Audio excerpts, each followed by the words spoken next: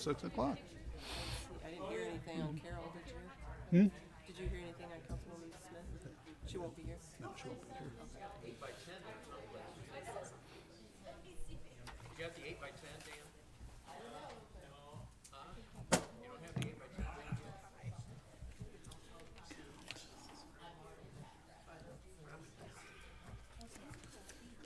Dan?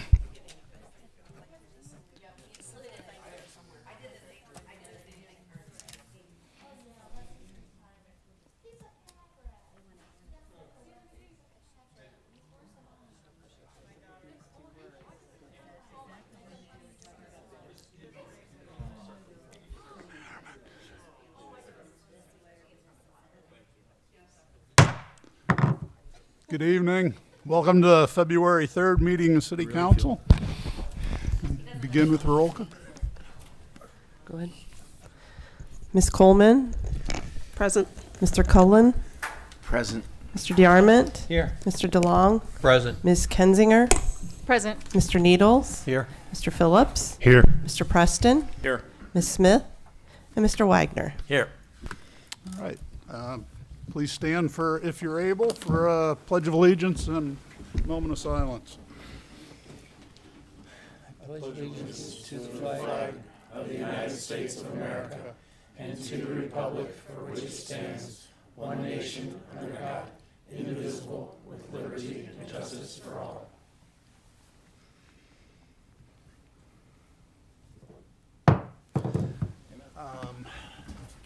have Ms. Smith called to let me know that she was going to be unable to make it to the meeting due to a work conflict. So I would enter. I'll make a motion to excuse Mrs. Smith. Thank you, Mr. Second. DeArmond. Second, Mr. Preston. All right. Forgot to vote on that. Sorry. All those in favor say aye. Hi. Any opposed? Nay. Sorry. Motion carries. Thank you, Mayor. Okay. We have a couple changes. Oh, wait. Let's go to the meeting minutes. Is there any discussion on the meeting minutes from our last meeting? Do we have a motion to approve the minutes? Mr. DeArmond, second. Mr. Phillips, all those in favor, say aye. Aye. Opposed, nay. Minutes are approved. I think we have a few add-ons here. Do we normally do that through a motion to change our agenda? Mr. Preston, Motion to amend tonight's agenda, replacing ordinance 2026-008 as amended with the taxi cab legislation. The add-ons to tonight's agenda for the addition of the letter of organizational chart from the law director. Also, the resolution number 017-2026 and ordinance number 2026-015 to the legislation section. Is that your motion? Mr. I think that's Phillips. all of it. I'll second that. All those in favor of the amendment, say aye.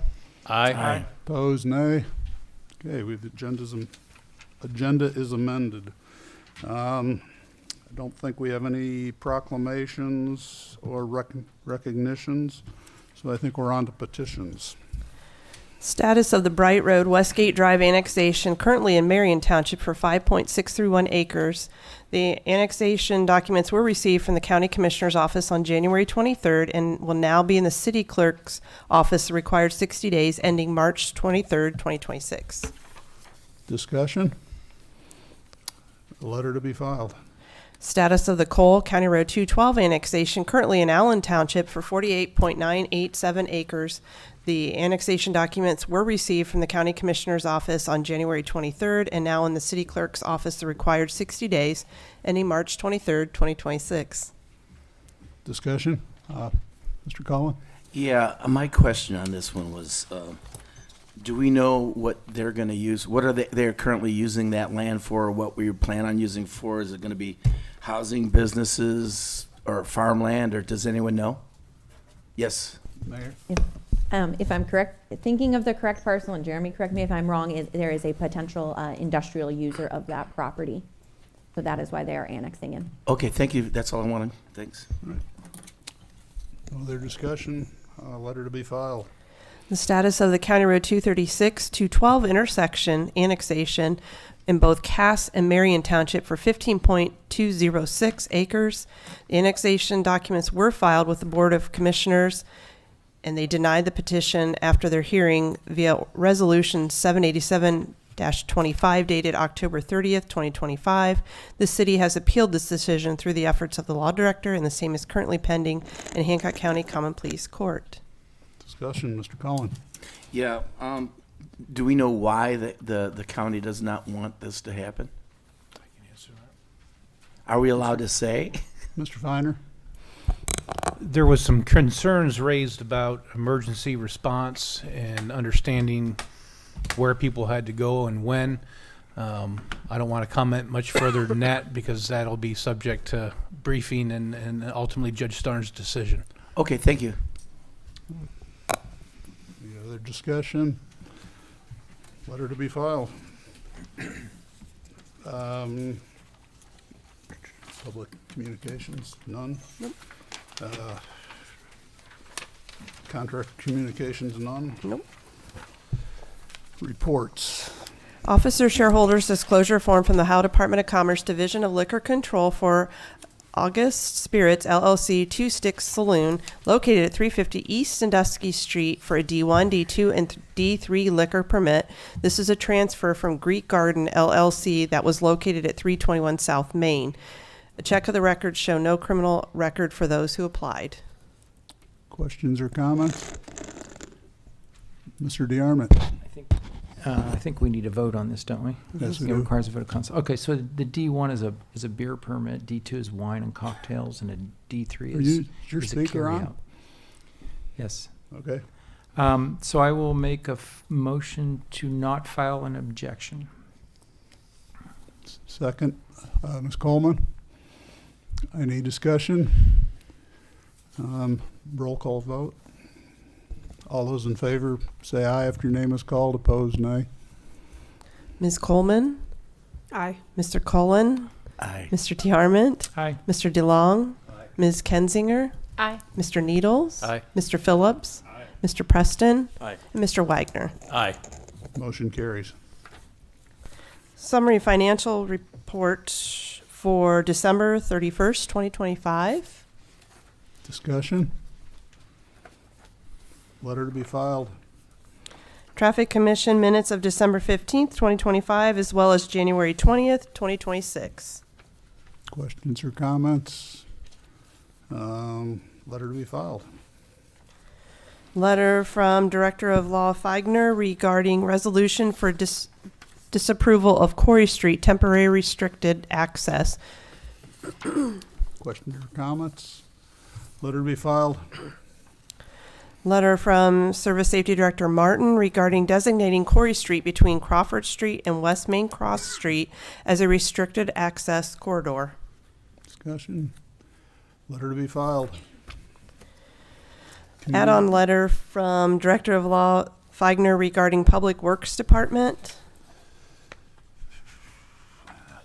Questions or discussion? It's the add-on letter. Yeah. Letter to be filed. You might have a question. There. I would just request, since it was an add-on item, I think it would probably be wise to have it read into the record, just since it was not circulated and is just a one-time item. Okay. It takes a motion. Mr. Wagner? Motion to have that read in the record. Ms. Kenzinger, second. All those in favor, say aye. Aye. Aye. Any opposed, nay. Motion carries. This resolution, although under discussion for some time, is being presented to you for your passage in order to create efficiency in the management and supervisory control of our Public Works Department. The intent of this resolution is to memorialize the operations depict, oh, I knew I'd do that. Depicted in our current organizational chart, the authority related to same and the authority of Service Safety Director. The subject of this resolution and what it memorializes has also been requested by the city auditor for their record keeping and audit needs. A resolution of this sort, procedural and managerial, does not require the use of emergency language, nor does it need 3 readings. Administration is requesting passage of the resolution for the immediate management needs of the Public Works Department. Discussion. Is there a motion to approve? Mr. Collin? I'd like to approve this, We're just accepting the letter, right? Yeah. Or yes. acknowledging the letter. Okay, accepting the letter. Just file it. But we don't vote on it. You said you No, we just file it. Oh, we vote later. Sorry. Go ahead. So now we're on committee reports. Committee reports? An ad hoc committee met on January 16, 2026 to review council's rules of procedure. No recommendation at this time. Decision was had recommending setting up a new meeting on Thursday, January 22nd, 2026 at 4 p.m. Questions or comments? Got a motion to approve the minutes or the committee report? I'll make a motion Mr. to Dick. acknowledge the committee report. Mr. DeArmond, second. Mr. Preston? All those in favor say aye. Aye. Opposed, nay. Okay. Reports accepted. An ad hoc committee met on January 22nd, 2026 to continue the January 16th, 2026 review of council's rules of procedure. We recommend that no further committee be formed at this time and that it go to the Finance Committee for further consideration in regard to forming a grant overseeing committee per Rodney Phillips' request. As to council's rules, a draft is ongoing for any changes and another meeting will be set for more discussion. Mr. DeArmond, I'll make a motion to acknowledge the committee report. second. Mr. Needles. All those in favor say aye. Aye. Any opposed, nay. Minutes, committee reports approved. An ad hoc committee met on January 29th, 2026 to continue the January 16th, 2026 and January 22nd, 2026 review of council's rules of procedure. We recommend a final draft will be completed and presented to council by the meeting on the 17th of February for review. Final draft will include revisions discussed in the January 29th meeting. Mr. DeArmond, Make a motion to acknowledge the committee report. second. Mr. Wagner. All those in favor of the committee report, say aye after, say aye. Aye. Any opposed, nay. Committee of report is approved. Legislation. Third reading for Resolution 2, 2026, a resolution requesting the county auditor to make tax advances during year 2026 pursuant to Ohio Revised Code 321.34. Discussion. It's the third reading. Do we have a motion to approve? Mr. Preston, second. Mr. Phillips. All those in favor say aye after your name is called. Opposed, nay. Resolution? No, you don't need to?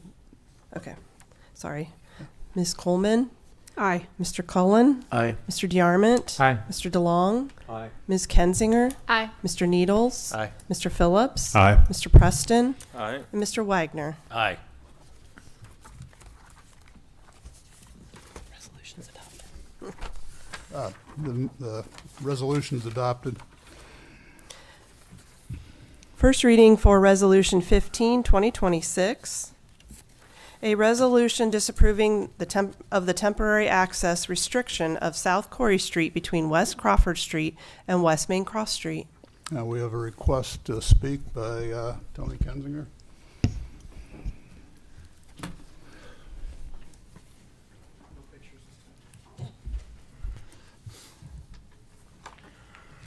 Good evening. My name is Tony Kensinger, and I live downtown at 410 South Main Street. I spoke in August to the previous city council regarding potential closure of South Corey Street between West Main Cross and Crawford and the ramifications that closure has on surrounding intersections. I appreciate their interaction and dialogue.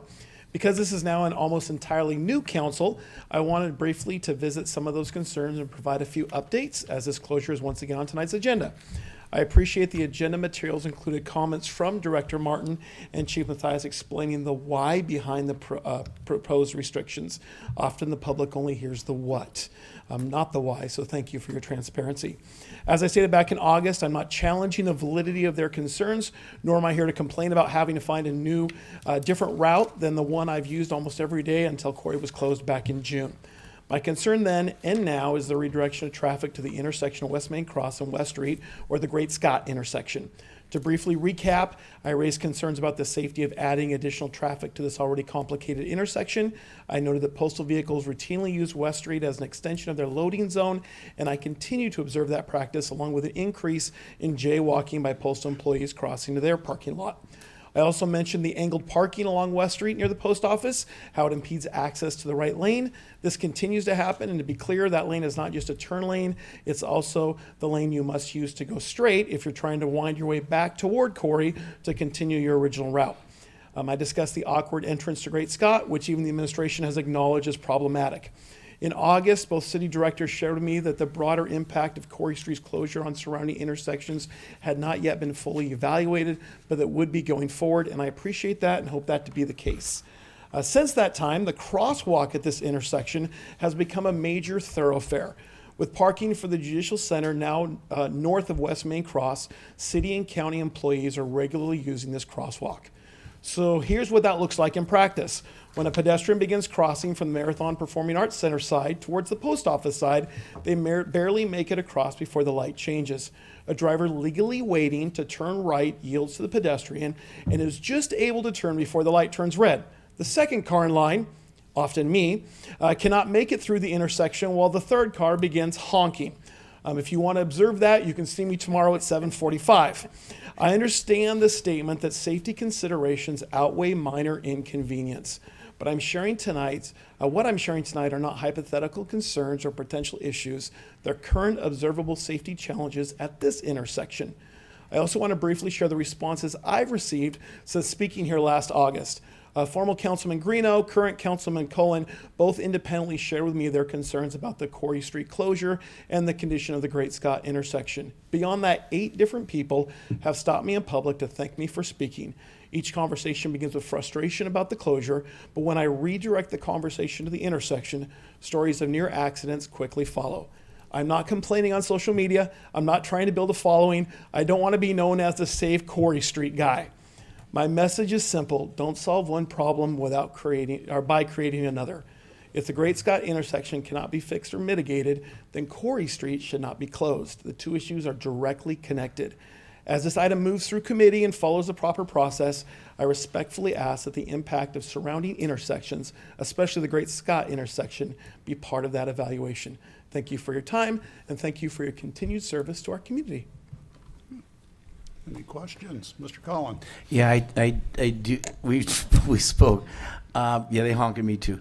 I believe that the partial closure is a good thing, but I also think that there's probably a couple of solutions, like whoever the guy that controls the light, how long it. Mr. Collin, you can question the speaker, but we're not in debate right now. Oh yeah. I wasn't actually offering solutions, but maybe I'll go to the next streets one and just throw that out there. Anyhow, We'll get to this. I got a fix for him. Anyhow, thank you for your coming up here twice. I watched you the first time on TV. You're larger than life in person, and we appreciate your comments and your patience. Right? We do. You drive, I drive, we all drive. We all have issues, so thanks. Appreciate you. All right. Thank you, Mr. Kinzinger. All right, now we're into discussion. Mr. Collin, go ahead. May I? Okay. Yes. All right. So at Speedway on Tiffin Avenue and Bright Road, they have 2 lanes that you can go out. One you can't turn left out of. The other you can. I know because my wife got ticketed. And they're only like 50 feet apart. If we took the main entrance into Great Scott and made that entrance only heading west and had everybody else go back onto Main Street using the other exit, you're not going to have all that cluster up front. And if we adjust the timing on the signal so that people are cutting across like we are trying to get to our regular Corey Street that we love so dearly, that would affect a lot of that issue. As far as those parking slots, I don't know. You know, can you get rid of them? It'd be great, but I don't know that you can. But if you adjusted the stoplight timing, you probably could effort it a lot better. That's all I have on that. Jeremy? So we have a corridor study down through there, and part of that, it was every single intersection we took a look at. Our Strain, our consultant, they looked at all those intersections. So we have kind of builds, a low build, a mid build, and a high build. One of them, like the low build, was remove those parallel park or the angle parking and put in parallel parking, so that way extend it out. That's a low cost build. Put back plates on the signals and all that kind of stuff. So that would be something, say the Corey Street went through, that would be something we would have to implement, but you're going to be losing parking on that. One of the biggest problems with that corridor is how busy that is. Any little effect that you change on timing, so if you change your timing for Southwest Street or Corey, now you're backing up Main Street, now you're backing up Western Avenue. So there is a fine line down through there on figuring out the timing to make it perfect, because you want to make sure your Main Street intersections and your Western Avenue, which has the biggest queuing, is flowing first before that, because that's once those back up, everything backs up. So we do have a corridor study down through there that identifies kind of areas on what we can do, what we need to do. So like I said, if Corey Street went through, then we would look at, okay, low build is easy. Remove those parking spots, it opens that up. Now we look at medium build. All right, what's that going to get? Is it actually feasible? Do we have to buy additional right-of-way? Do we have to take out sidewalk? Because adding lanes, you can do to a point, but if you don't have the roadway width or the right-of-way width, it's very tough to do within that. So we do have a study with it. That is kind of something that, like I said, once a decision is made, is then we got to correct that intersection looking at that. I think the easy one is removing those parking spots. Ms. Kensinger? Jeremy, was that study done after the Justice Center was put in, so it had the pedestrian traffic that we currently have going because of the new parking? No, or was it done before then? It was prior to. So it doesn't account for the new traffic because of the movement of parking and people. But on that, you look at how your vehicular is moving down through there. So yes, you look at pedestrian as well, but your main objective, because timing of your crosswalk going across, that's a timing issue, but we'd have to look at, because then you got clearing, then you're going to be stacking up more. It does play a factor. We would have to look and see what the vehicle counts or the average daily traffic is through there when we did the study in 22 compared to now, and how much of an increase was that. So that's something you can look at, but I don't think there was that much of an increase overall in your daily traffic for that to affect. You can't just look at a corridor just in between two blocks. You got to look at the whole thing down through there. So I think as a whole corridor down through there wasn't much of a change, because people are already coming down to that downtown area. Mr. Phillips?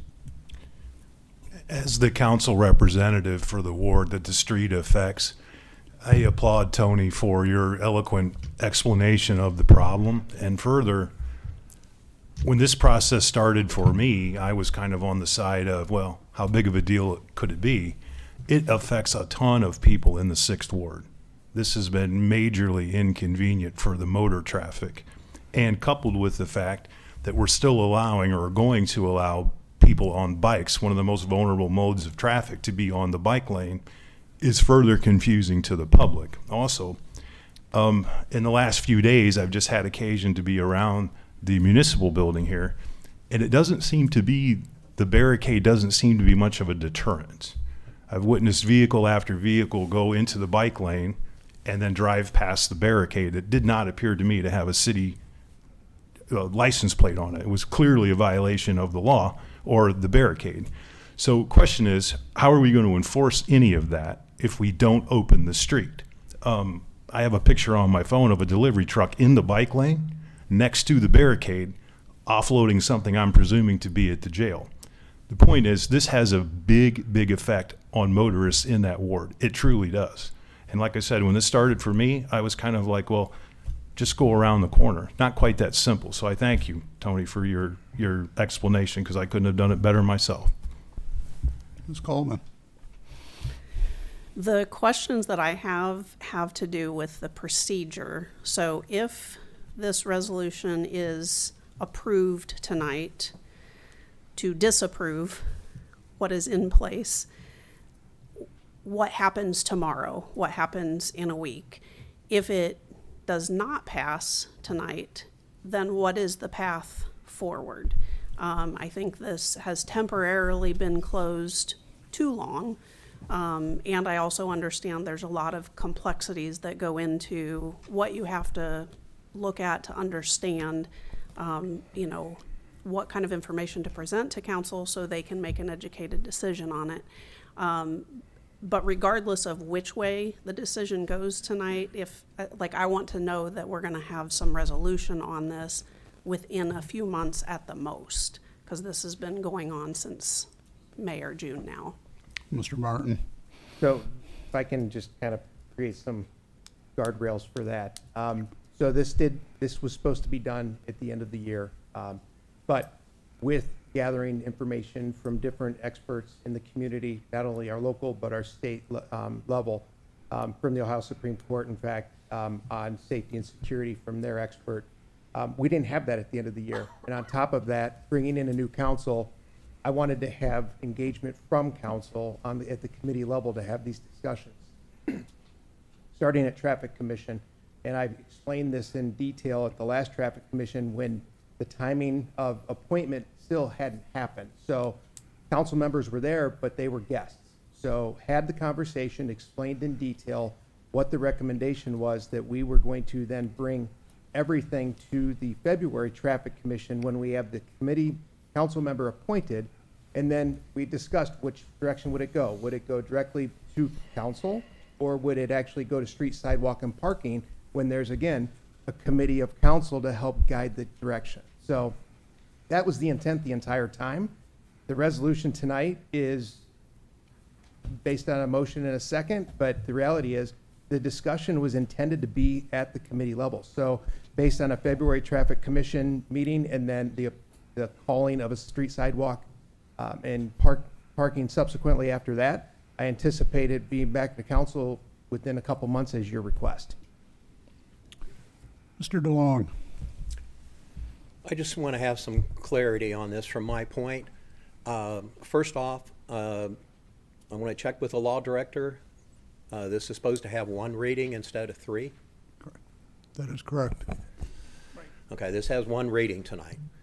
So if this is approved, as of immediately, that barricade comes down. Okay.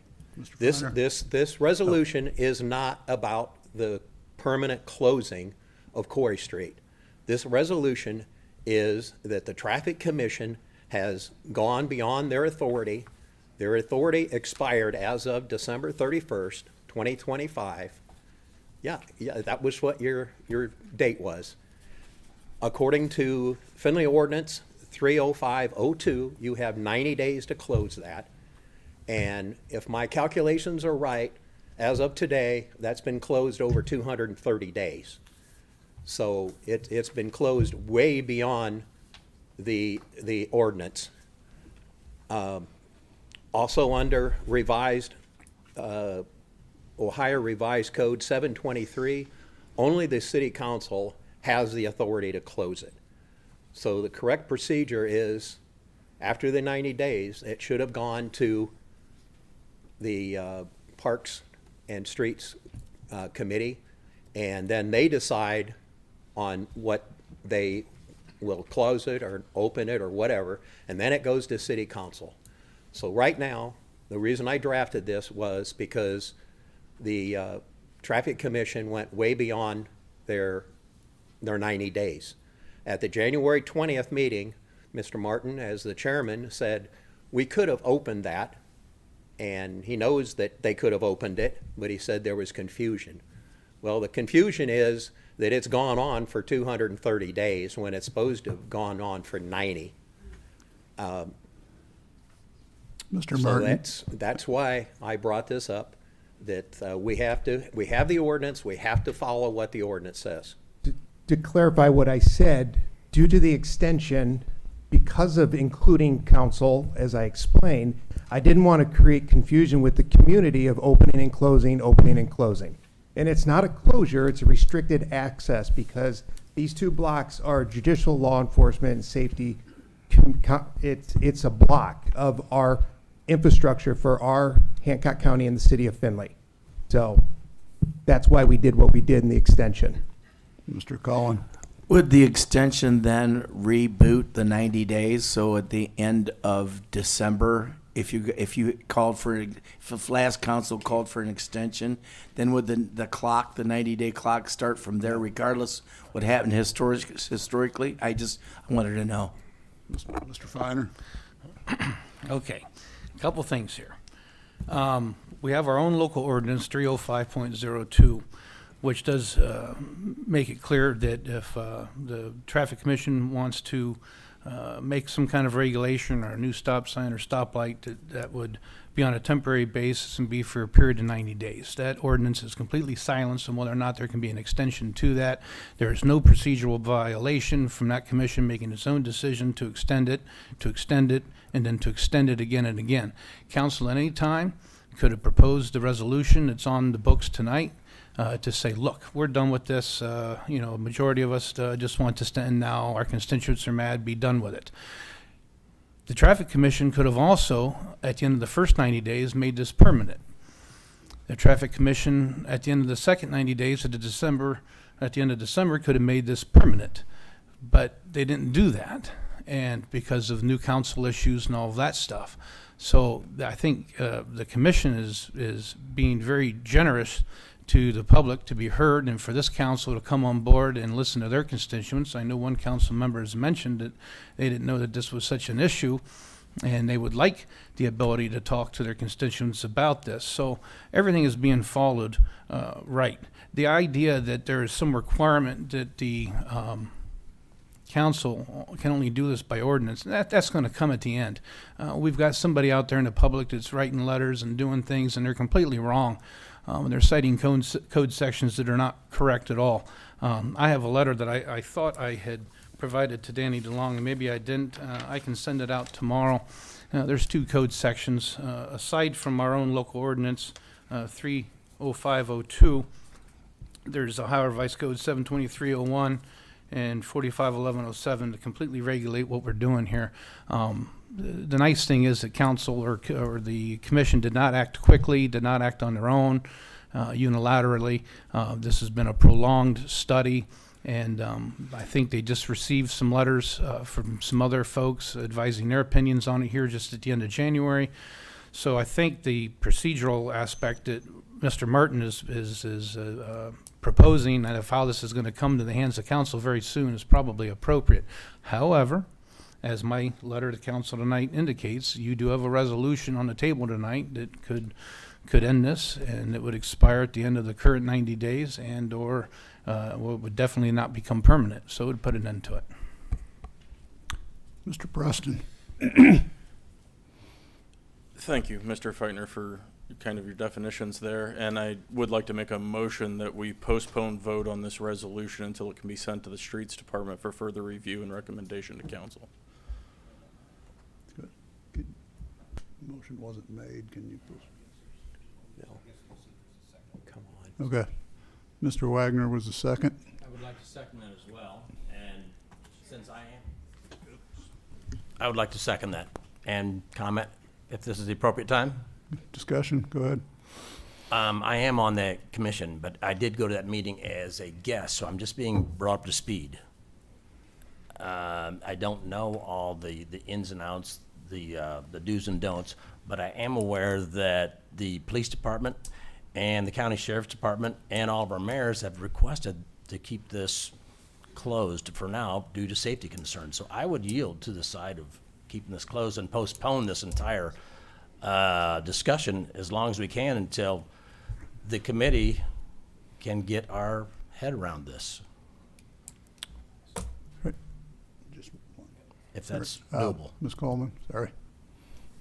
I just would like to have on the record, because of how many new council members there are, that this was with the Traffic Commission May 19th. City Council passed this June 3rd. It went back to Traffic Commission August 18th. It came back to City Council September 2nd, and there was no comment from anyone on City Council that night. So there was a process. It appears to have been followed. Now it is in front of us, and it sounds like there is a really reasonable way to allow the people who have been working on it to finish their work and bring it to the appropriate committees. Mr. Finer? I'll just make a procedural comment.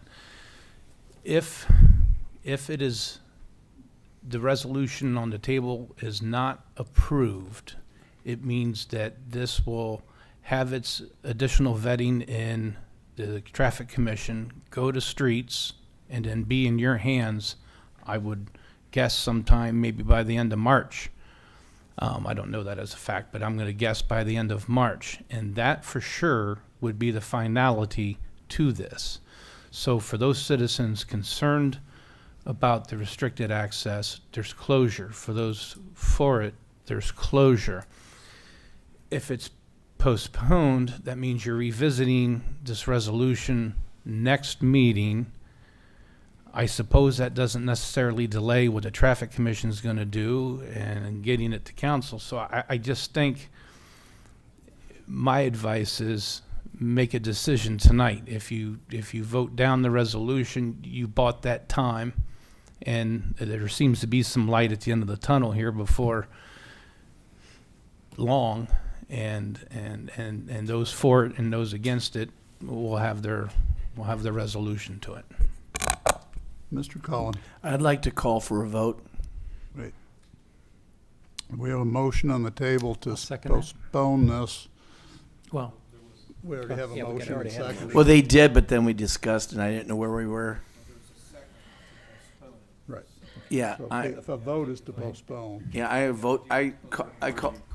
I'm calling for a vote to make this go away. you can't do that, Mr. Cullen. The Okay, motion on the so we ta- first got to get rid of the Mr. Cullen, postpone.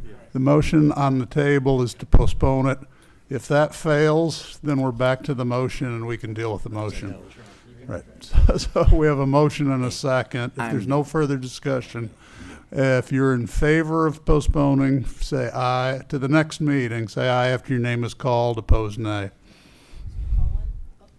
Mr. Colon, Nay. Mr. DeArmond, nay. Mr. DeLong, Yes, yes. Ms. Kensinger, Nay. Mr. Needles, Nay. Mr. Phillips, Nay. Mr. Preston, Yeah. Mr. Wagner. Nay. I'm sorry, Mr. Preston, was that a nay? It was an aye. I apologize. Okay. Ms. The Coleman. motion to postpone Ms. failed. Coleman, Who'd you miss? did. Coleman, Nay. sir? Nay. The motion still, motion to postpone failed. That takes us back to the original resolution, and we do not have a motion to approve it yet. So now you can deal with the original motion. Mr. Cullen, go ahead. Yes, I'd like to submit a motion to give me the technical terms. Are you going to try, are you approving the resolution that's on the table to, which is actually to to end the closing of Quarry Street or not? I thought no. Okay, then you're not making a I motion on wanted the to go resolution. away. Motion to deny. Because I thought we already did. I'm sorry, I apologize, I'm a newbie. Mr. DeArmond. I'll second the motion to deny this resolution. Okay, any discussion? Yes, I would like to. Go ahead, Mr. DeArmond. I think I would like to see this process play out in its entirety, going to committees, and I don't want to see that process shortchanged. So I will be voting to deny this. Thank you. Go ahead, Mayor. Yeah, I was just going to add a couple of quick points of clarification. First of all, I agree. I think it is worth a lot of discussion because it is complex, right? And I also want to just note that we are looking at all of those corridors, and the study that we're referencing, we then are able to extrapolate from that the impacts of the changes that have happened in the area. We recognize the necessity of continuing to make sure it's a pedestrian-friendly area, especially with more of that foot traffic. I would just, one point of clarification, I did not submit any communication on this, and luckily we only have one mayor for the city. The judges did submit letters related to this, and I don't want to get into it. I think one of the largest components for this, is always challenging, because we don't want to talk through all of our vulnerabilities, but hopefully each of you and the public read the communication from the sheriff, from the police chief, from recognizing that it's our dispatch centers are both within the same area. These are things that we have tried to avoid talking about extensively public. That's why you probably didn't see a lot from the other council, because we try not to talk about that. But I think it's important to note that we don't take this decision lightly. This has come up a couple of times in the past, and Rob's been saying, Mayor, don't say anything, because I've stayed out of this because I understand the challenge of it. But obviously, safety is our number one priority, and the world that we live in continues to get crazier each and every day. So I think I want to reiterate to the public, this is not just so that it's easier for the police officers to get in and out of their parking spot. Yes, deliveries will still occur, and they will have access to get in. Those impacts are all been accounted for, but ultimately when we look at it, the administration has felt that the pros outweigh the cons. So just from the public standpoint, I understand that you guys are in positions now where people are going to, at times, not like the decisions that you have to make. And a government is not run based off of social media opinion polls. So making sure that we are getting all the facts, that you're talking to the subject matter experts, and being able to then vote your conscience, however that goes. But please know that these are not proposals that we make lightly or just for kicks and giggles. It's things that we've been talking about and discussing to bring forward to you. Mr. DeArmond. Ultimately, this will be a public safety versus a public convenience decision. And I'm going to favor the public safety because, to me, that's our highest priority. But we need to minimize the public inconvenience. And so in that letter from the commissioners, they mentioned relocating the mailboxes. I thought, that's not a bad idea. Maybe we need to get that traffic out of this area. And so as we looked at these corridors, I hope that's part of the discussion. Thank you. Mr. Martin. I didn't know if you wanted to comment on that or not. There are conversations with the local postmaster about relocating those. The commissioners are willing to look at the opportunities where it would make sense logistically with vehicular traffic. The driver could drop off. So those conversations are being had. The study with Jeremy and his team looking at the domino effect, timing. It's a larger conversation than just going around the block, one more block. Right. So that's why I wanted to include all of you in your respective positions as we move forward and not make a reactionary decision. Ms. Kensinger. If this goes to traffic commission, like you were talking about, Rob, if this doesn't go through tonight and you get a chance to go to traffic commission, are you guys going to bring that information as far as the studies for Jeremy? Because if those of us who want to sit in on that meeting so that we can get a better understanding of the information as far as what the impacts are around it, what are our what are the solutions that we're looking at, will that be presented in whole?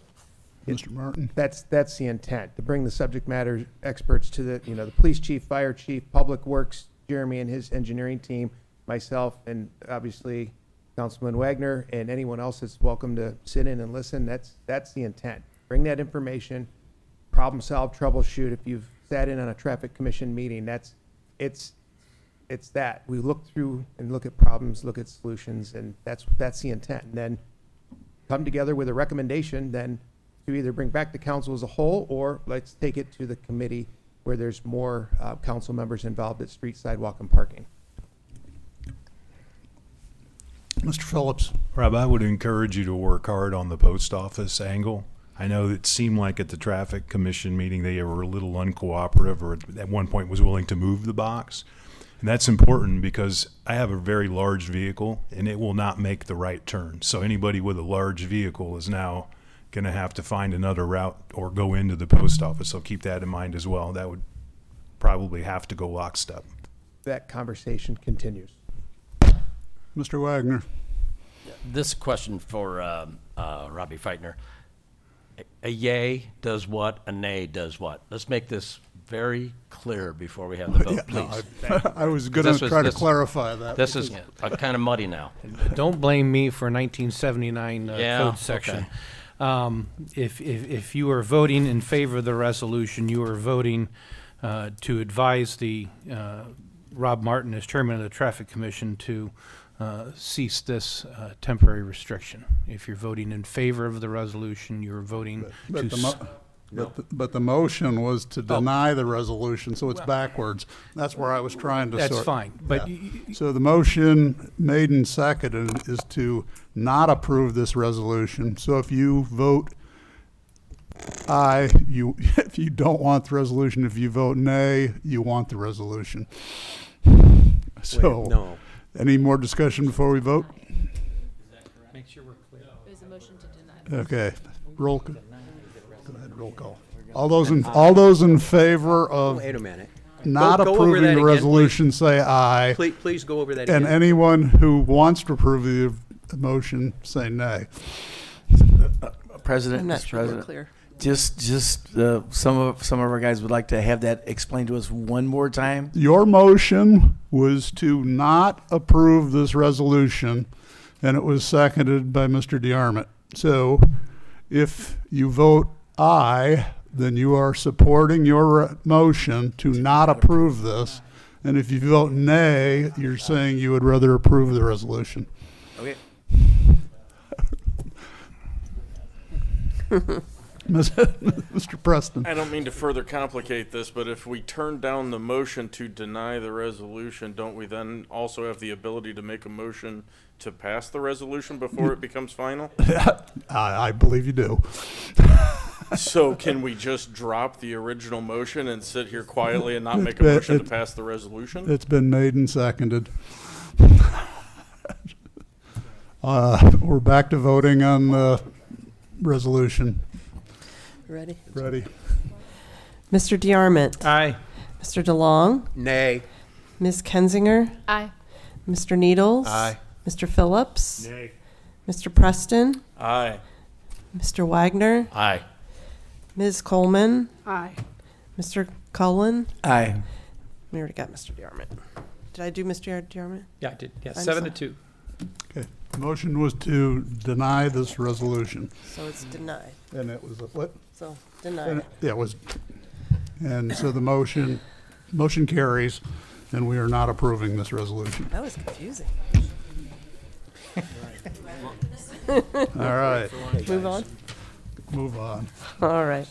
First reading for Resolution 16, 2026, a resolution approving the expenditures made by the Auditor's Office on the attached list of vouchers which either exceed the purchase order or were incurred without a purchase order, exceeding the statutory limit of $3,000, all in accordance with Ohio Revised Code 5705.41D.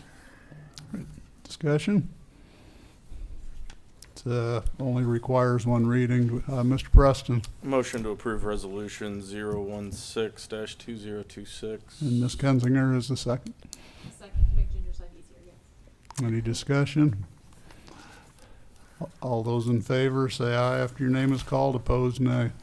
Mr. DeLong? Aye. Ms. Kensinger? Aye. Mr. Needles? Aye. Mr. Phillips? Aye. Mr. Preston? Aye. Mr. Wagner? Aye. Ms. Coleman? Aye. Mr. Cullen? Aye. Mr. DeArmond? Aye. Resolution's approved. We got that. We already did that one, didn't We have add-on 17. we? Yeah, but did you do that before? Did you do that No, we now? just did the letter of it. Okay. First reading for add-on Resolution 17, 2026.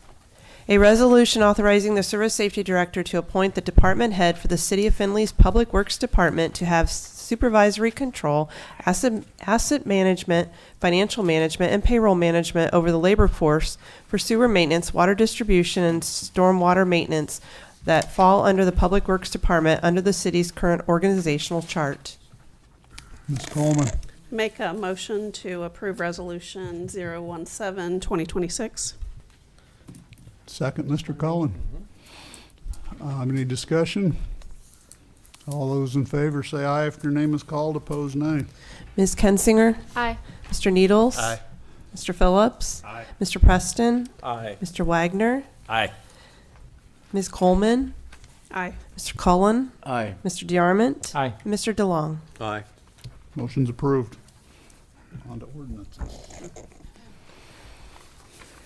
Third reading for ordinance number 2026-003. An ordinance accepting and approving an application for annexation of territory situated in the Township of Allen, County of Hancock, State of Ohio, and being a part of the northwest and southwest quarter of Section 31 and the northeast and southeast quarter of Section 36, Township 2 North, Range 11 East, a tract of land consisting of 21.724 acres of land, more or less, and further described herein, and to petition the county commissioners to adjust the boundaries in accordance with Section 503.07, hereinafter referred to as the Sheets Annexation. Discussion?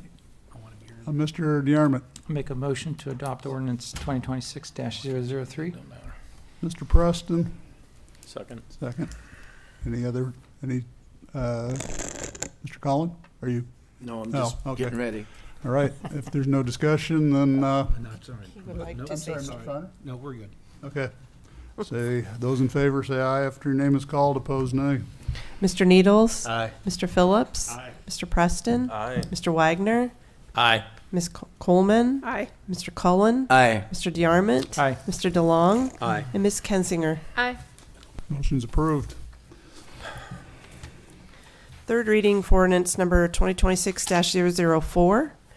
An ordinance accepting and approving an application for annexation of territory situated in the Township of Liberty, County of Hancock, State of Ohio, and being Lot 68 as platted in the Fieldcrest Second Edition, together with a part of the northeast quarter of Section 36 and part of the northwest quarter of Section 36, Township 1 North, Range 10 East, also known as the part of Western Avenue, 52.50 feet right-of-way, a tract of land consisting of 0.970 acres of land, more or less, and further described herein, and to petition the county commissioners to adjust the boundaries in accordance with Section 503.07, hereinafter referred to as the Brandaberry Annexation.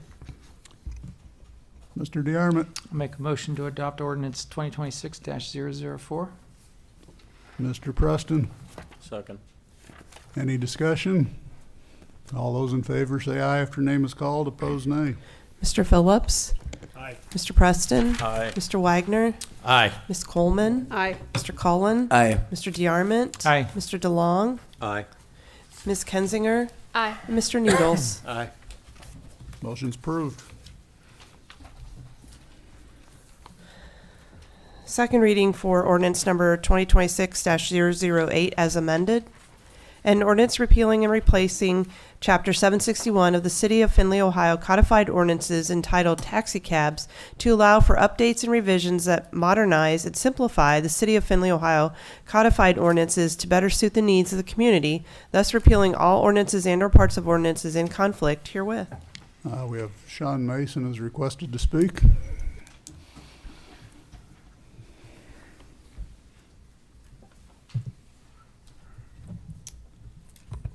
Mayor, thank you, and members council. I want to speak briefly about the scope and legal footing of ordinance 2026-008, which repeals and replaces chapter 761 of the codified ordinances entitled taxi cabs. Cities in Ohio clearly have authority to regulate traditional taxi cabs. That authority comes from municipal home rule powers under Article 8, Section 3 of the Ohio Constitution, and it is well established in Ohio law. Licensing, insurance requirements, and driver qualifications for traditional taxi services are lawful and familiar. Nothing I'm saying tonight challenges that authority. My concern is about scope and clarity. It has been stated on the record that this ordinance is intended to apply broadly to anyone providing transportation services within the city. When that interpretation is applied to modern rideshare services such as Uber or Lyft, it raises a serious legal issue under Ohio law. Ohio has enacted a comprehensive statewide regulatory framework governing transportation network companies in Ohio Revised Code Chapter 4925. That chapter establishes uniform statewide standards for rideshare services, including insurance requirements, background checks, and operational rules. The purpose of that framework is to avoid a patchwork of local licensing and regulatory schemes across municipalities. Under Ohio law, when the General Assembly occupies a regulatory field, municipalities may not regulate within that field unless the statute expressly authorizes local regulation. Chapter 4925 does not authorize cities to impose local driver's license, local permits, or local regulatory approval on transportation network companies or their drivers. This limitation does not turn on labels. A municipality cannot regulate transportation network companies by redefining them as taxicabs, vehicles for hire, or general transportation providers. Courts look at the substance of what is being regulated, not the terminology used. If the activity is transportation arranged through a state-regulated rideshare platform, local licensing requirements are preempted regardless of how broadly an ordinance is written. This creates a real problem. If this ordinance is intended to apply to Uber and Lyft drivers, it is likely unenforceable under Ohio law and exposes the city, again, to unnecessary legislation risk. Even a neutral, evenly applied licensing scheme cannot be enforced where the city lacks authority to regulate the activity. Even if the ordinance is clarified to only apply to traditional taxicabs, there are additional provisions that raise concerns. One is the requirement that drivers be able to read, write, and speak English. Courts have generally allowed communication requirements tied to public safety, but blanket language literacy requirements must be narrowly tailored to actual job functions. As written, this provision is broader than necessary and invites equal protection challenges that could be avoided with more precise, safety-focused language. I am also concerned about the degree of discretion granted to the Service Safety Director to deny or revoke licenses. Licensing ordinances must be clear, objective standards to satisfy due process. Broad authority to deny a license based on undefined suitability or as deemed necessary creates a risk of arbitrary and inconsistent enforcement, which is difficult to defend and unnecessary. This is not about delaying progress or opposing modernization. It is about legal precision. Council should know exactly what it is voting on and be confident that an ordinance it adopts is enforceable, narrowly tailored, and consistent with Ohio law, including Ohio Revised Chapter 4925. There is a straightforward way to resolve these issues. Council can clarify that this ordinance applies to only taxicab operations, tighten the language around communication requirements to focus on safety, and add objective standards to guide licensing decisions. Alternatively, Council can pause final adoption until those clarifications are made. Clarity here is not a technicality. It is the difference between a lawful, enforceable ordinance and one that exposes the city to avoidable legal risk. Thank you. Right, questions for the speaker? Mr. Finer.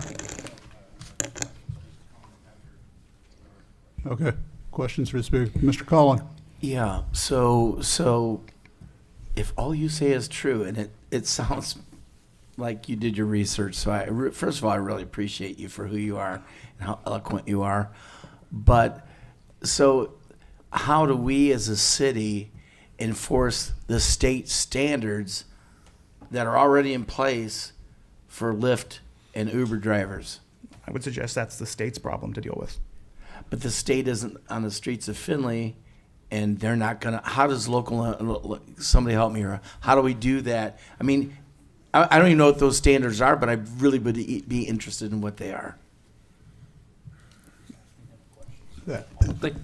Yeah. I Well, again, we're into questions right now, but any other questions for the speaker? All right. Thank you. Mr. Finer, you wanted to comment? All right.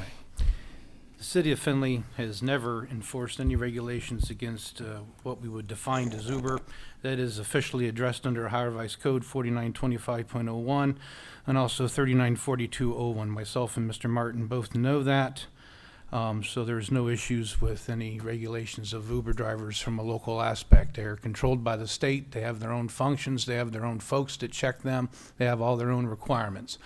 And so our definition of a taxi cab is in fact a taxi cab as we all know them to be. There's other exclusions for limousine drivers and so forth.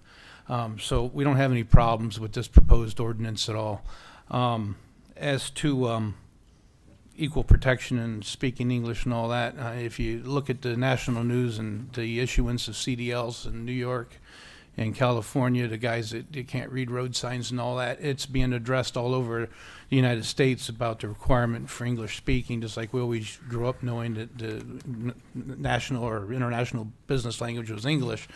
They're all doing that across the state. So there's nothing harmful with having an Uber driver who knows how to respond to a medical situation or help somebody if they need to call 911 or whatever they need to do. So I'm comfortable with this ordinance. It was also discussed with the law director in Mansfield. They've got a similar one on their books since 2017, haven't had any problems.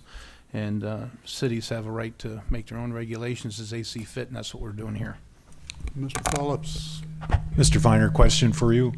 In the proposed legislation, you have public and then private. Is that the distinction between a taxi cab and a TNC in your mind? I'm just trying to get clarification on the written word. It's easier than that. The state code section says that Uber-like vehicles are not taxi cabs. Mr. Collin? Yeah, so when I read this, it seemed pretty invasive to me. But like I said originally before at last meeting, I'm really all about security of our constituents and getting around town. But if there are already things in place that make them have insurance and all this whatnot, I mean, do we really have to have them have a City of Findlay driver's license? I just don't, because if I read it correctly, they have to apply for a license. It can be revoked. It can be brought to administration to discuss whether they can keep it or not. And it's been a while since I read it. I read it a couple of weeks ago, but it seems just really invasive. If there's already statutes in place for Uber and Lyft, I don't know, what are we getting extra with our ordinance? Mr. Finer? The sections of law on the Uber and Lyft do not apply to what we're calling a taxi cab. We have 2 taxi cab services in town that Rob Martin keeps an eye on. That's it. 2. So this isn't for Lyft or Uber? No. And if we didn't have this, then there'd be no regulation of taxi cab drivers in town. What are they called? USA Cab and something else in town. That's it. I must be mistaken then, because the way I read it, I thought it was to cover Uber and Lyft and anybody else that comes along. If this is only specifically for taxi cabs that operate in our city, right, I'm for it. We have no right to regulate Uber. They're already under state regulation. Thank you so much for clarifying that. Sorry it took so long to get there. All right. That was the second reading. Is there any other discussion on this topic tonight? Okay, we'll move on.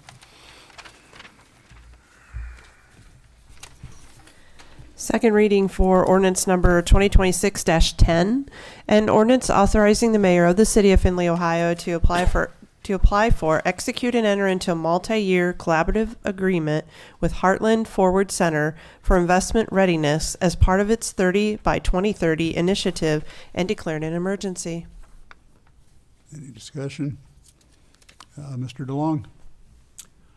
I requested a copy of the contract from the mayor, and I gave it to each one of the council members along with the president. The ordinance says multi-year collaborative agreement, and according to this contract, it's a one-year agreement. It says an annual membership cost. There's nothing in this contract that says it has to be multiple years if this is passed. So I would say that the ordinance basically should be rewritten, because there's nothing in this contract that says it has to be 5 years. Mayor? Yeah, so first of all, appreciate you sharing all one page of that agreement, which is the same information I shared at the last meeting. a couple of things. You are correct that the contract itself is just saying, yes, I want to participate. And each year we have, as I had stated, we can say, no, we don't want to participate anymore. The reason I had the agreement drafted as multi-year is because then I don't have to come back each time to say, hey, can we do this again another year? That doesn't preempt us from saying, no, we don't want to participate anymore. But it lets them know that we want to participate in the program, which is what we really get the most benefit out of. And so I think it's important for council to say, yep, we think this is worthwhile because we're going to have some time and effort to put in on it on the front side, just as the individuals are going to be.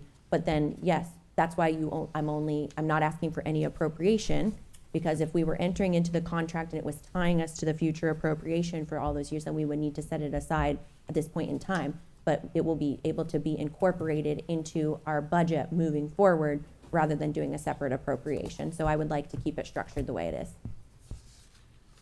Mr. Collin? Apologize. So if there was a PowerPoint on this that discussed all the benefits we would get out of it, I didn't see it. $7,500 is really honestly not that big of a deal. I mean, it's our money, but it's not huge. But over, a 10-year period, that would pay a 1-year salary for our additional HR person, which makes it more money. So what is the non-benefit or the what's the negative of us rolling this for a year to just see what do we get out of it? What data do we get out of it? Do we have people talking to us about wanting to invest money versus going for the long haul? I'm just curious, what's the negative if we can go 1 year and in back channels you can say, oh, we're going to go more years, but they just want to do it 1 year to try it out to see how it works. I mean, what's the detriment to that? Mayor Murin. Well, they're probably watching tonight's council meeting because I know they've been anxious to get started on the project. I didn't provide a full PowerPoint, but I did provide the summary sheet as well as the website and some examples of the dashboard. So I think that really, yes, we are paying to have access and show that we have skin in the game, but they're only picking 5 communities each year to join the cohort. So I feel like if we just say, well, yeah, we're only really kind of committing to 1 year, then why would they not go work with another community and take their network of investors and options to them? So is it the end of again, I'm only committing to 1 year. And if we say, no, this is a disaster and not worth our time, then we can back out at any point. But I think that our assumption should be that we are committing to this for 5 years and we are going to receive the benefit, just like the data dashboard and some of the access on data that we'll have access to is way more expensive than the fee that we would be paying to participate. Ms. Coleman? I would like to state similarly to what I stated last time, and that is that I do not think that it's worth something that we should declare an emergency. So I would not be in favor of voting on it tonight, because if people want to comment, I want them to have time to comment on it. However, I do think that the benefits that we could gain from this type of cohort and connection is valuable. Mayor Murin? I would just put a point of clarification. When something includes the emergency clause, all that means is that allows us to expedite it and that we don't have the 30-day waiting period. So that doesn't necessarily mean it needs to be passed right away. I'm fine waiting. Again, I do think that we're getting a little behind the ball game, but that was my fault because I decided to wait to bring it up this year. So that's perfectly fine to wait if that's the comfort level of the council. All right, Mr. DeArmond. I think we can all agree that economic development is really important. Yes. And I think that this tool helps organize us internally and present ourselves better. I think there's a lot of benefit to that. So generally I'm in favor of it. I like the 1 year out. If the dash, I don't know, if it doesn't really work out, we get out, but I'm in favor of it. Mr. Collin? Finally, if we can, as the mayor said, if we find it just a disaster and we can vote to get out of it, and that's an option, I just didn't want to be handcuffed for all these years if it just ends up to being, this was kind of a good idea, it didn't work, but I'm all for it if we can get out of it. So, Ms. Kensinger. Just clarification, Mayor, you said there's a public-facing side and then there's a side that we see more of, because a lot of the draw of it is the ease of access of information, is that it links sites, it links things that are difficult and take a lot of time to find. So they're going to help us with the groundwork. What's the difference between what the public has access to as far as seeing and what information that we can see on our side as a city? What's the difference? Mayor Murin. So that would be to be determined by a work group that is yet to be determined. Probably a couple of you guys, probably the strategic planning committee, will help build out the public-facing dashboard. There's a couple of key components that would be just internally facing, that is proprietary information that I really can't disclose in a public setting. But it is some information that would be really beneficial on helping with strategic investment. So there's the entity has data related to a couple of things that would be really helpful. So but you're correct. Even just the data culmination itself, that, you know, right now I've talked about the census and the Bureau of Labor Statistics, all those things that take a lot of time for us to be able to pull and communicate effectively to make sure we're telling our story, is a lot of work. And so that would be the main things, but the dashboard is really pretty much whatever we want it to be. I was just going to say, as having tried to look for those things and dig them up, it does take hours and hours of time. And I am excited about the prospect of being able to gain that information very quickly and have it more easily accessible. All right. Mr. DeLong. Just while we're talking about it, I did contact Economic Development and talk to them about this, and they were not willing to support it or give any money toward it. Other cities that are in this, like Hutchinson, Kansas, it was not paid for by the council. It was an outside agency paid for it. So I guess my question is, why didn't Economic Development want to partner with us on this? They didn't want to spend any money on this. So that's my big question. Mayor Murin. Yeah, appreciate the question. As I stated at the last meeting, I have intentionally not asked any other entities participate in the funding of this.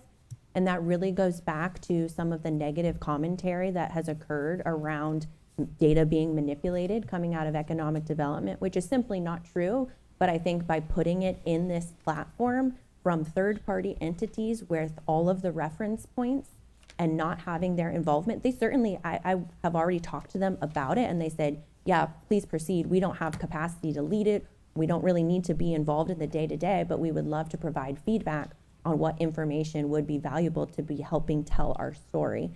So that is why I explicitly did not ask anybody else to participate. I think it's important that we, as City Council, shape what we want the information to be and what's going to benefit us the most.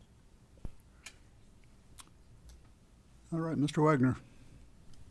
Mayor, everything I'm hearing on this, I like it so far, but I'm with Councilwoman Coleman. Also, I can wait for 2 more weeks. All right. That was its second reading. If there's no other discussion, we'll move on to the next ordinance. Oh, Mr. Finer? The next one. Oh, the next one. Go ahead. First reading for ordinance number 2026-12.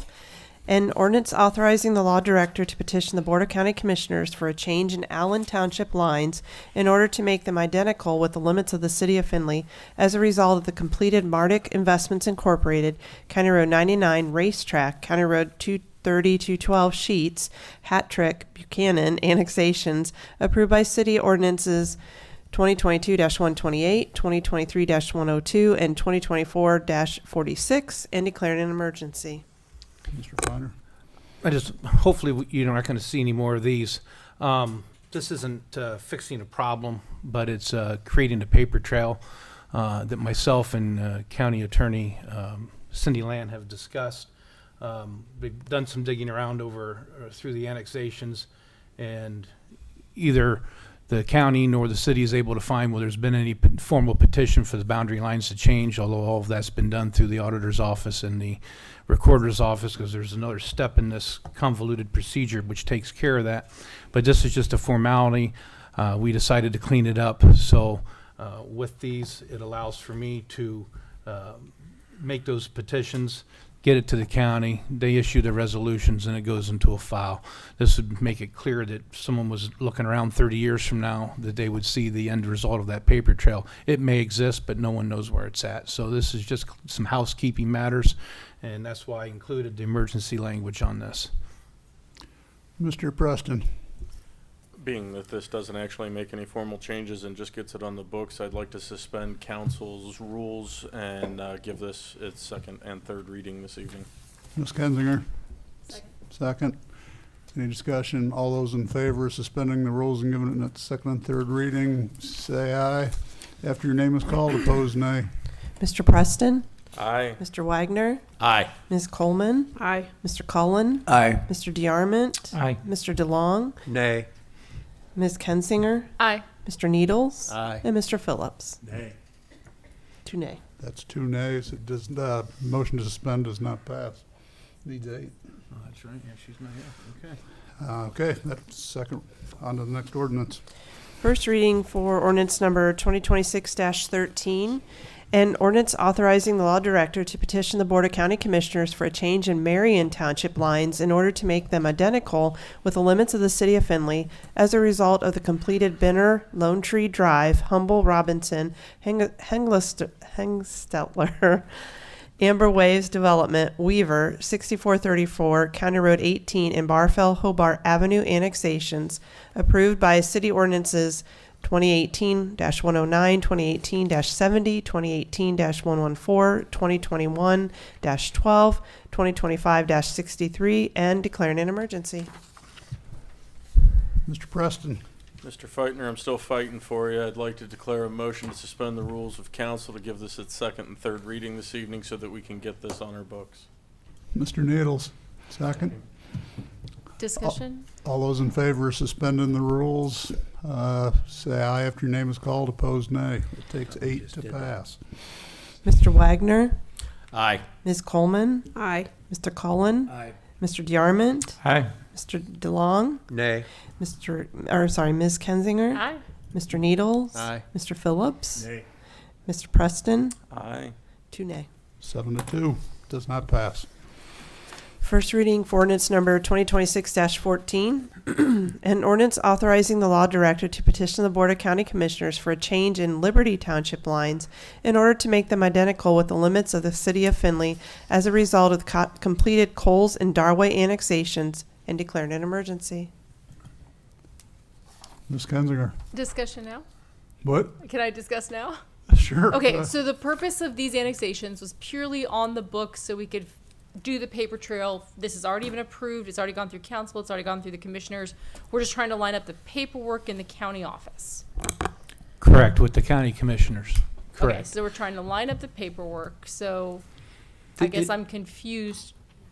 Well, Why, not from your perspective, I'm confused why we don't want to get this finished. We'd rather add it to the, so I guess I'm confused as why we are choosing not to forward it. Well, I can't answer that, but a delay isn't going to hurt anything. Obviously, you can see some of these ordinances are from 2018, but there was a letter I wrote in November, and I can write a letter again. Now that I've been around for a year, I try to keep things moving efficiently and correctly and getting the next step of paperwork done, even though it may be a formality and there's no required timeline to do it. And looking back at some old annexations for other reasons, it was discovered where was the petition, because all this stuff comes in a big packet, and it's a long answer I could give you if you want to come see me at my office sometime. But there's all these steps, and they need to get done. But there's a lot of things that happen in the middle, and that's why none of this has caused any problems. But it's just like, where is that petition at, somebody asks. And now we want to make sure that that petition's in there. And the county commissioners don't have any discretion. When we make the petition for the boundary change, they have to do it. So this is just a final formality in the chain. And we've just discovered that somewhere along the way, either there was bad record keeping or it wasn't getting done. The actual boundary change got done, but that was because someone else just knew how to do it and they did it. And so County Attorney Cindy Land and myself decided it was just time to take this set of however many of these are, 8 or 9 annexations from the past, and just get that paperwork into the files. So part of it is to clean up the bureaucracy. So to make it cleaner so that we don't have the mess of bureaucracy, we're trying to get it finished so we don't create more bureaucracy, but we've decided to create more bureaucracy and make it be read 2 more times rather than just cleaning up. But that's okay. It doesn't affect anything. And at the next meeting, a motion to suspend could be made again and get them done. It's just, once I get the green light, I'll file them and the commissioners will do their job and we won't see these again, I hope. Mr. DeArmond. Just of the opinion that we should expedite this and not continue to waste council's time on this. There's nothing controversial about it. Everything's been decided. It's just crossing the T's and dotting the I's and just closing the books on these. And I just think we should expedite it. And Is there a motion? yeah, I'll make a motion to expedite, to waive our rules and expedite ordinance 2026-014 and give it second and third reading. Mr. Wagner, second. Any discussion? All those in favor of suspending the rules and giving it second and third reading, say aye after your name is called. Opposed, nay. Ms. Coleman? Aye. Mr. Cullen? Aye. Mr. DeArmond? Aye. Mr. DeLong? Nay. Ms. Kensinger? Aye. Mr. Needles? Aye. Mr. Phillips? Mr. Preston? Aye. And Mr. Wagner. Aye. Consistent. It does not pass. First reading for add-on ordinance 2026-15. An ordinance authorizing the mayor of the city of Findlay, Ohio to execute any necessary documents in conjunction with the Toledo Zoo Wild Zoo Toledo for the city of Findlay native prairie installation and declaring an emergency. Discussion?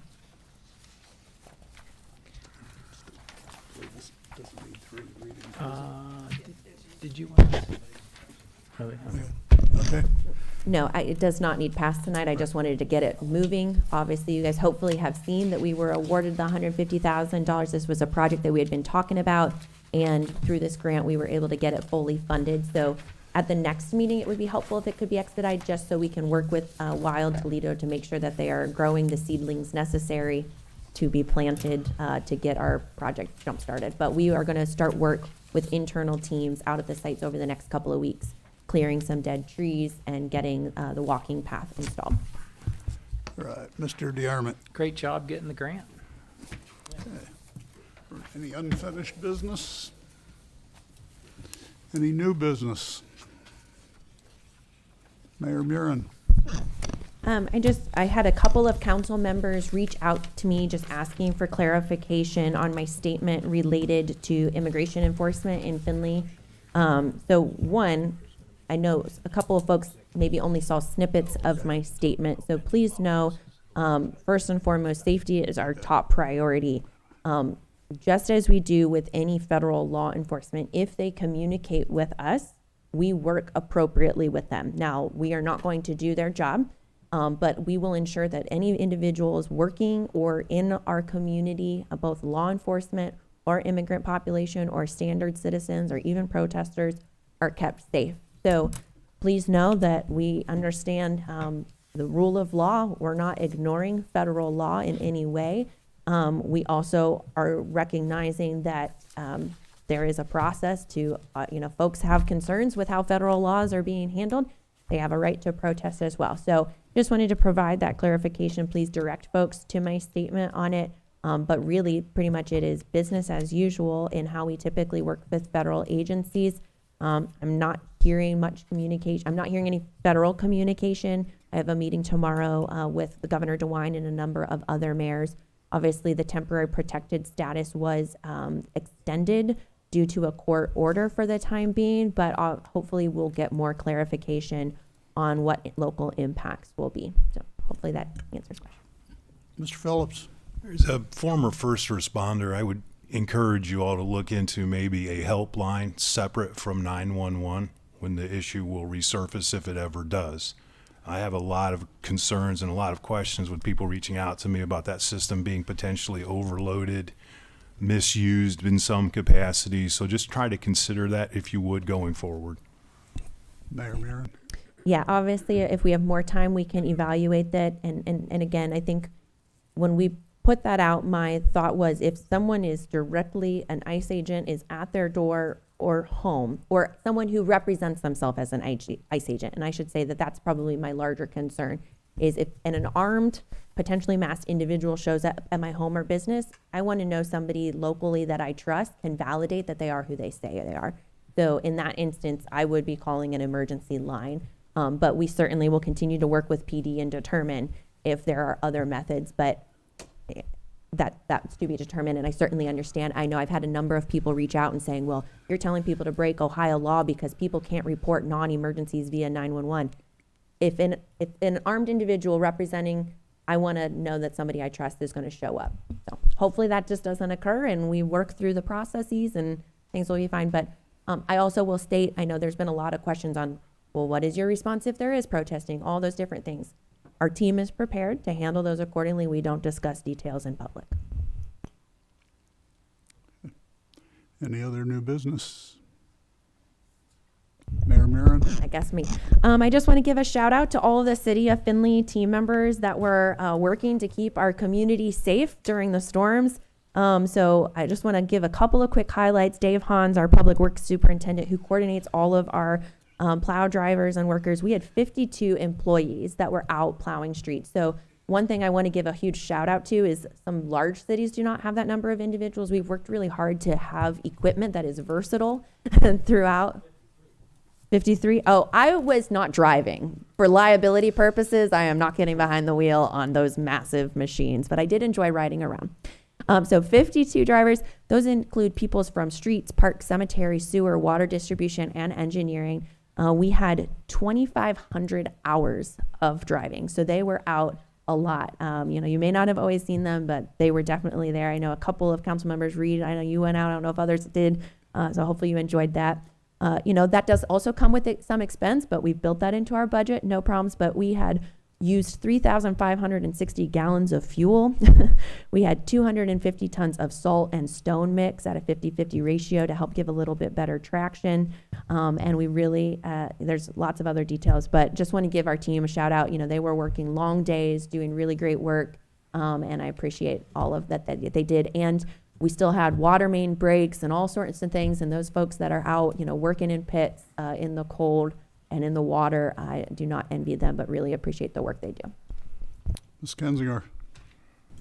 I was just going to echo what you said, Mayor Murin, and I actually saw some of Dave's team in that days, and they were cleaning from 7 p.m. to 3 a.m. They had the dump trucks out and the loaders, and they were scooping up the snow to get it off for the more snow that was coming. And we had to go to Columbus days later for my father's doctor's appointment, and their city looks nothing like ours. So the way that our city team has handled and the way that we have clear roads and access, I don't think you can appreciate until you've left it and been in a city where you can't get into a parking lot and you can't make a turn on a road to get to a doctor's office because it just wasn't done well. So I applaud our team. They outshined some of the places that should have been our beacon, but our team really did a great job. Mr. Collin? Yeah, since we're high-fiving each other and all that, I'd like to say that when I read the financial report, I was amazed to not see all the red ink that I was told was going to be on it. It wasn't. So when people say that we're running a deficit, the numbers don't lie. We did really good in 2025. I expect we're going to do really, really good in 2026 as long as we keep our eyes on the prize. We're going to continue to do well. So I applaud all the people that made that happen. All right. Mr. Wagner? Mr. President, Mr. Feitner has asked me to read a statement here and make a motion. Could you please call for an executive session under Ordinance 121.22 G3 for purpose of a conference with the law director regarding petitioning litigation all of council is requested. Administration may attend if they desire to. No action will be taken after the meeting regarding the session. Ms. Kensinger? Second, the motion. Roll call vote to go into executive session. All those in favor say aye if your name is called.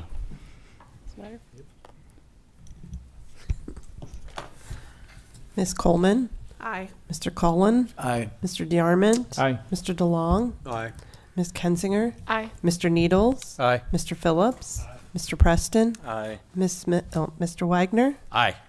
Okay, motion carries. We won't actually end the council meeting until after we get out of executive session, but there is no expectation of us conducting any other council business. So you can stay until we come back, or we will come back and end the meeting.